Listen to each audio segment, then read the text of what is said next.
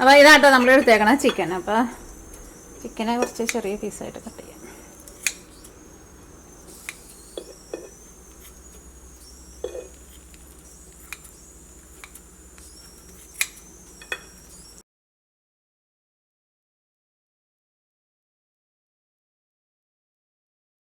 Okay, അപ്പോൾ ഇത് ഞാനൊന്ന് കഴുകിയെടുക്കട്ടെ. അപ്പോൾ ഇത് നമ്മൾ ചിക്കൻ വേവിക്കാൻ വേണ്ടിയിട്ട് നമുക്കൊരു പാത്രത്തിലേക്ക് ഇടാം.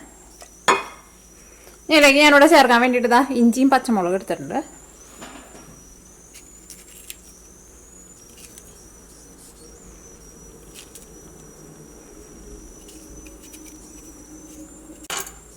ഇതിലേക്ക് ഞാനിവിടെ കുറച്ച് കുരുമുളകും ചേർക്കുന്നുണ്ട്. ഇതിലേക്ക് ആവശ്യത്തിന് ഉപ്പ് ചേർക്കുക. ഞാൻ ഇതിലേക്ക് വെള്ളം ചേർക്കണില്ല കേട്ടോ, കാരണം ഇത് നന്നായിട്ട് ചൂടായിട്ട് വരുമ്പോൾ ഇതിൽ നിന്ന് തന്നെ അത്യാവശ്യം നന്നായിട്ട് വെള്ളം വന്നുള്ളൂ. ഒരു ഇച്ചിരി മഞ്ഞൾപ്പൊടിയും കൂടിയിട്ട് ചേർക്കുന്നുണ്ട്. ഇതെല്ലാം കൂടിയിട്ട് മിക്സ് ചെയ്തിട്ട് നമ്മൾ വേവിക്കാൻ വേണ്ടിയിട്ട് അടുപ്പത്തേക്ക് വെക്കട്ടെ. ഞാൻ അടുത്തത് നമ്മൾ കട്ട്ലേറ്റിലേക്ക് സവോളയൊക്കെ നമുക്കൊന്ന് വഴറ്റിയിട്ട് എടുക്കാമെന്ന് പറഞ്ഞില്ല. അപ്പം അതൊക്കെ ഒന്ന് വഴറ്റിയിട്ട് എടുക്കുക. അപ്പം ഒരുപാട് സവോള ചേർക്കണ്ട. ഇതാ ഒരു സവോളയുടെ പകുതി എടുത്തിട്ടുണ്ട്.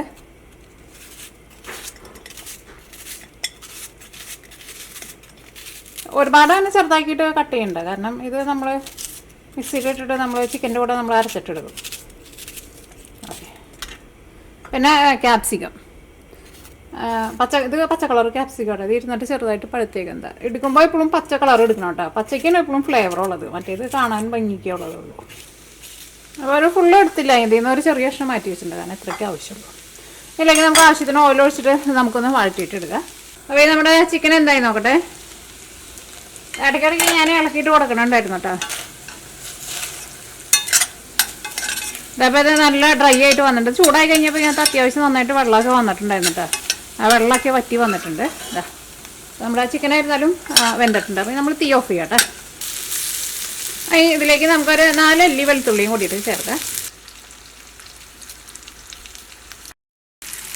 ഇതിലേക്ക് ഞാനിവിടെ ഒരു 3/4 ടേബിൾ സ്പൂൺ ഗരം മസാല ചേർക്കുന്നുണ്ട്. ഇപ്പോൾ നമുക്കൊരു ഏകദേശം അളവിൽ ഇത്രയ്ക്ക് ചേർക്കാം. അത് കഴിഞ്ഞിട്ട് പിന്നെ നമ്മുടെ കട്ട്ലേറ്റിൻ്റെ മിക്സിങ് നമുക്ക് റെഡി ആയി കഴിഞ്ഞിട്ട് നമുക്ക് ടേസ്റ്റ് നോക്കിയിട്ട് വേണമെന്ന് വെച്ചിട്ടുണ്ടെങ്കിൽ അതനുസരിച്ചിട്ട് ചേർത്ത് കൊടുക്കാം.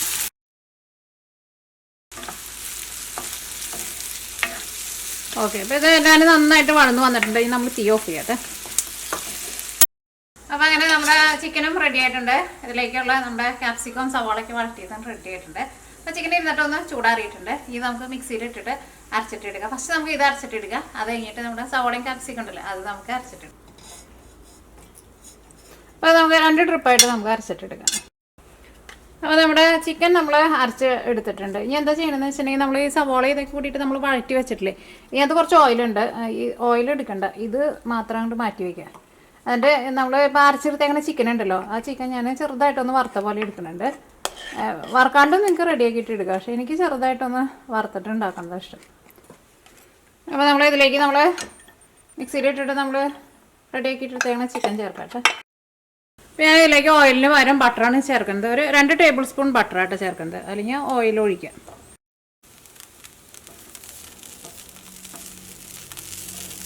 അപ്പോൾ നമ്മുടെ ചിക്കൻ നോക്കിക്കേ ചെറുതായിട്ടൊന്ന് മുരിഞ്ഞ് വന്നിട്ടുണ്ട്. നമ്മൾ ഇത്രയ്ക്ക് മുരിക്കണുള്ളൂ കേട്ടോ. അതിപ്പോൾ നിങ്ങളുടെ ഇഷ്ടം, കൂടുതൽ വേണമെന്ന് വെച്ചിട്ടുണ്ടെങ്കിൽ കുറച്ചുകൂടി നന്നായിട്ട് മുരിക്കുന്നത്. ഇപ്പോൾ അത്യാവശ്യം നന്നായിട്ട് മുരിഞ്ഞിട്ടുണ്ട്.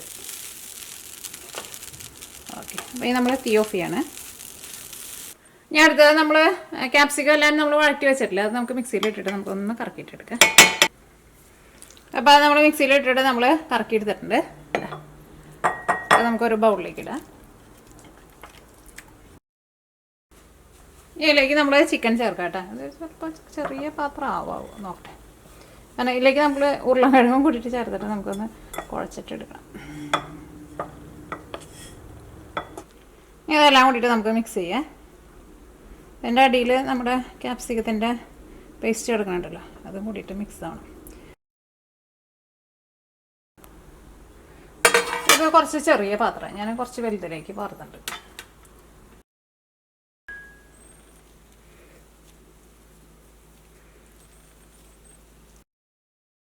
ഇതിലേക്ക് നമുക്ക് കുറച്ച് കറിവേപ്പിലയും ചേർക്കണം. പിന്നെ മല്ലിയില വേണമെന്ന് വെച്ചിട്ടുണ്ടെങ്കിൽ മല്ലിയിലയും ചേർക്കുക. ഈ ചിക്കൻ കട്ട്ലേറ്റിന് മല്ലിയിലേക്ക് നല്ല ടേസ്റ്റ് കൊടുക്കും കേട്ടോ. നിങ്ങൾ ടേസ്റ്റ് നോക്കിയിട്ട് നിങ്ങളുടെ ടേസ്റ്റിനനുസരിച്ചിട്ട് ഗരം മസാല വേണമെന്ന് വെച്ചിട്ടുണ്ടെങ്കിൽ ഗരം മസാലയൊക്കെ ചേർത്ത് കൊടുക്കാം കേട്ടോ. ഉപ്പൊക്കെ നല്ല കറക്റ്റ് പാകമായിട്ടുണ്ട്. ഇതിലേക്ക് ഞാൻ കുറച്ച് കറിവേപ്പിലയും കൂട്ടിയിട്ട് ചേർക്കേണ്ടത്. അത്യാവശ്യം നല്ല എരിവുണ്ട്. കാരണം പച്ചമുളകൊക്കെ നമ്മൾ ചേർക്കുമ്പോൾ അരച്ചിട്ട് ചേർക്കുമ്പോൾ അത്യാവശ്യം നല്ല എരിവുണ്ടാവും കേട്ടോ.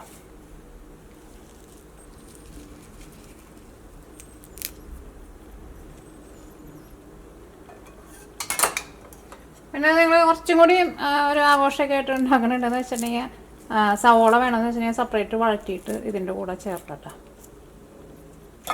ഞാൻ ചേർക്കണേട്ട് അതല്ലാണ്ട് തന്നെ നല്ല ടേസ്റ്റ് ഉണ്ട്.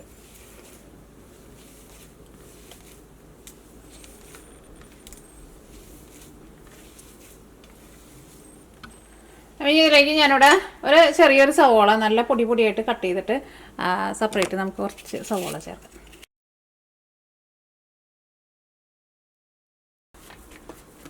നമുക്ക് വേണമെന്ന് വെച്ചിട്ടുണ്ടെങ്കിൽ ഇതേപോലെ ഇങ്ങനെ മിക്സിങ് റെഡിയാക്കിയിട്ട് നേരത്തെ കൂട്ടിയിട്ട് ഫ്രിഡ്ജിൽ എടുത്ത് വയ്ക്കാം. എന്നിട്ട് ഇപ്പോൾ എന്തെങ്കിലും പാർട്ടിയൊക്കെ ഉണ്ടെന്ന് വെച്ചിട്ടുണ്ടെങ്കിൽ തലേ ദിവസം റെഡിയാക്കിയിട്ട് വെച്ചാൽ കുഴപ്പമൊന്നുമില്ല. അപ്പോൾ നമ്മുടെ കട്ട്ലേറ്റ് കഴിഞ്ഞ് നമ്മൾ ഷേപ്പ് ആക്കിയിട്ട് എടുക്കാൻ വേണ്ടിയിട്ട് പോകണം. ഇതിപ്പോൾ അത്യാവശ്യം കുറേ ഉണ്ടല്ലേ. അപ്പോൾ ഞാനും അലീനയും കൂടിയിട്ടാണ് ഷേപ്പ് ആക്കാൻ വേണ്ടിയിട്ട് പോകുന്നത്. 18 ഓക്കെ. അപ്പോൾ നമ്മൾ കുറച്ച് വലുതാണ് ഉണ്ടാക്കിയത്. അപ്പോൾ ചെറുതൊക്കെ ആയിട്ട് ഉണ്ടാക്കുകയാണെങ്കിൽ ഒരു 20 എണ്ണം കിട്ടും അല്ലേ. നല്ല ചെറുതായിട്ട് ഉണ്ടാക്കാന്ന് വെച്ചിട്ടുണ്ടെങ്കിൽ ഒരു 24 എണ്ണം വരും. അതിപ്പോൾ നമ്മൾ കുറച്ച് തിക്കായിട്ടും കുറച്ച് വലുതായിട്ടും ഉണ്ടാക്കിയേക്കണം. അപ്പോൾ ഈ നമ്മുടെ കട്ട്ലേറ്റ് നമ്മൾ ഇനി ഫ്രൈ ചെയ്തിട്ട് എടുക്കട്ടെ. അപ്പോൾ നമുക്ക് കട്ട്ലേറ്റ് റെഡിയാക്കാൻ വേണ്ടിയിട്ട് ബ്രെഡ് ക്രംസ് വേണം, മുട്ടയും വേണം. മുട്ട വേണം നമ്മളിവിടെ കഴുകി കൊണ്ടുവന്ന് വെച്ചിട്ടുണ്ടല്ലോ. അപ്പോൾ ഞാനിപ്പോൾ 2 മുട്ടയും എടുക്കുന്നത്. അതിൻ്റെ പിന്നെ നമുക്ക് ആവശ്യം വരാമെന്ന് വെച്ചിട്ടുണ്ടെങ്കിൽ പിന്നെ എടുക്കാം. മുട്ടയുടെ വെള്ളം മാത്രം എടുത്താൽ മതി. അപ്പോൾ ഇങ്ങനെ ഓയിൽ പതഞ്ഞ് വരില്ലല്ലോ.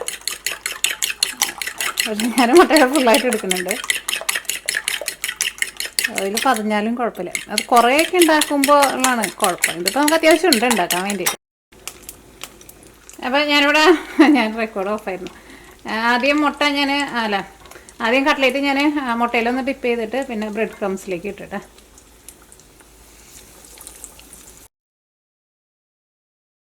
നമ്മുടെ കട്ട്ലേറ്റ് ഇവിടെ റെഡി ആയിക്കൊണ്ടിരിക്കുന്നുണ്ട്. അത് ഞാൻ നേരത്തെ പറഞ്ഞ പോലെ മുട്ടയുടെ മഞ്ഞയും കൂടി ചേർത്തുകൊണ്ടാണ് അതിങ്ങനെ പതഞ്ഞ് വരുന്നത്.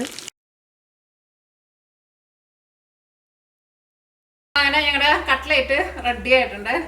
കട്ട്ലേറ്റ് എങ്ങനെയുണ്ട് അലീന? അലീന കഴിച്ചു നോക്കിയിട്ടില്ല? ഓക്കെ, അലീന കഴിച്ചു നോക്കി.